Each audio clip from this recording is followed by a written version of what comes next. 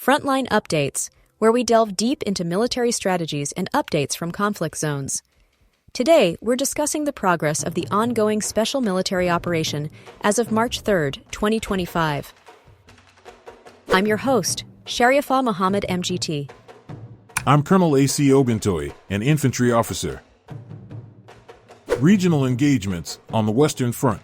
The West Group of Forces improved tactical positions and defeated 3 mechanized brigades and 2 territorial defense brigades in various settlements of the Donetsk and Kharkiv regions, with 255 Ukrainian servicemen lost, along with 4 vehicles and a Western-made field artillery gun.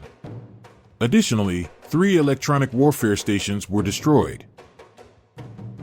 Welcome to Frontline Updates, your trusted source for the latest developments on security and defense operations involving military forces. I'm your host, and today we have an exclusive interview with Colonel AUC Ogintoy, who will provide insights into the progress of the special military operation as of March 3, 2025. Colonel Ogintoy, thank you for joining us. Thank you.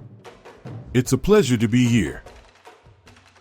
Let's start with the Kharkiv direction. What has been the latest development in this region? Our North Group of Forces has been actively engaging Ukrainian formations in Volchansk and Lipsy. In these battles, we inflicted losses on a motorized infantry brigade and a territorial defense brigade of the Ukrainian armed forces. The enemy lost up to 45 servicemen, 2 armored combat vehicles, and 2 cars. These operations are part of our effort to neutralize enemy defensive positions and prevent reinforcement along key supply routes. Given the ongoing operations in Kharkiv, how critical are these settlements to the broader offensive?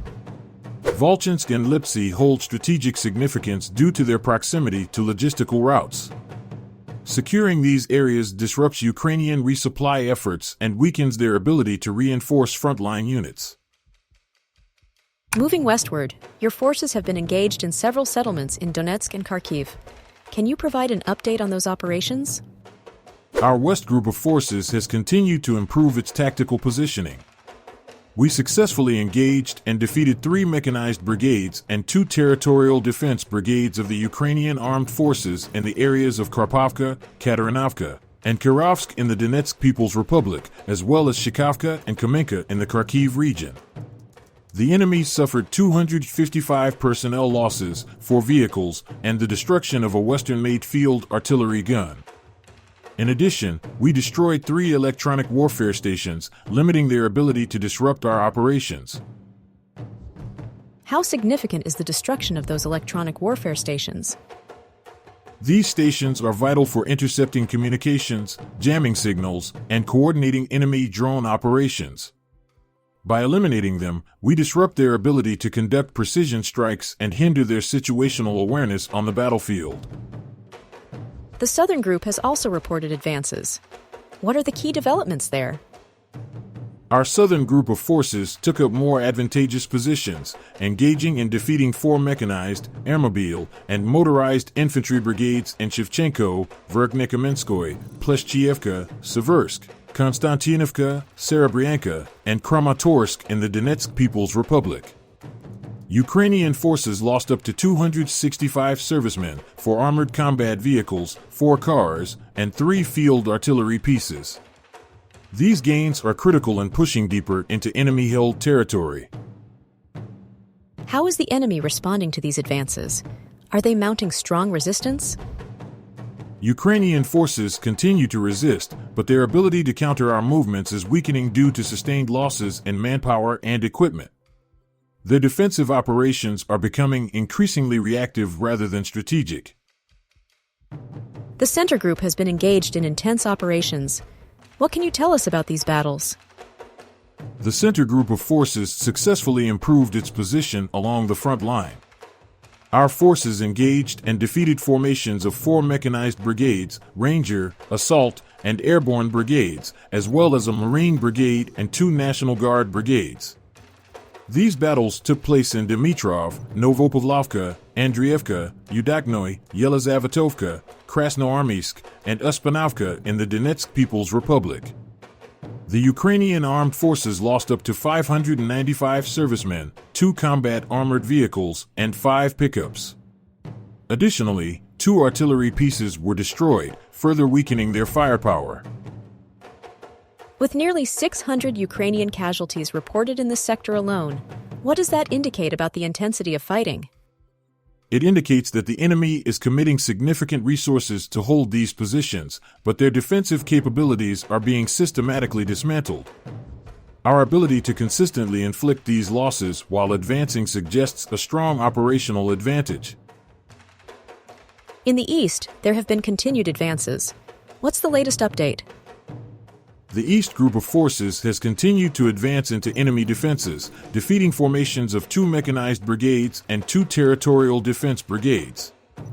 These engagements took place in Otradnoy, Komar, and Privolnoy in the Donetsk People's Republic, as well as Guliapol in the Zaporizhia region. Ukrainian losses included 185 servicemen, a tank, 2 armored combat vehicles, 10 cars, and 3 field artillery pieces.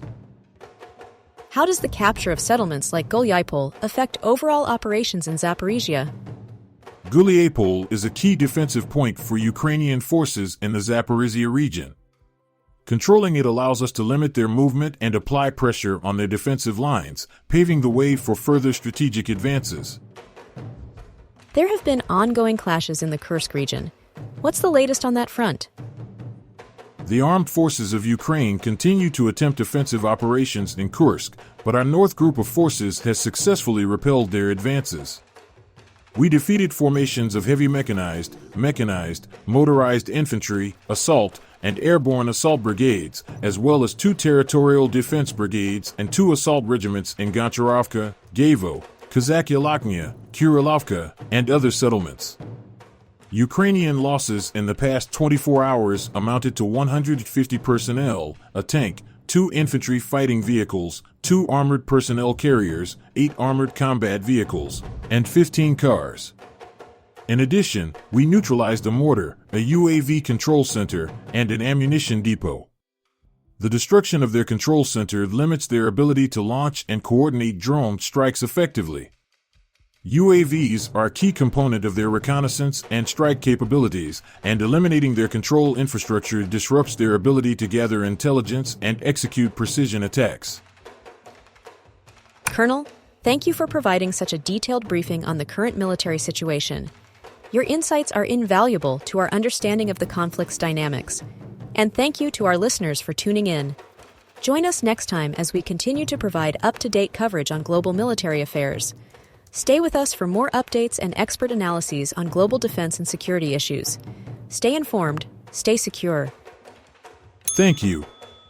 It's important to keep the public informed. Today, there are significant developments in ongoing conflicts in Africa.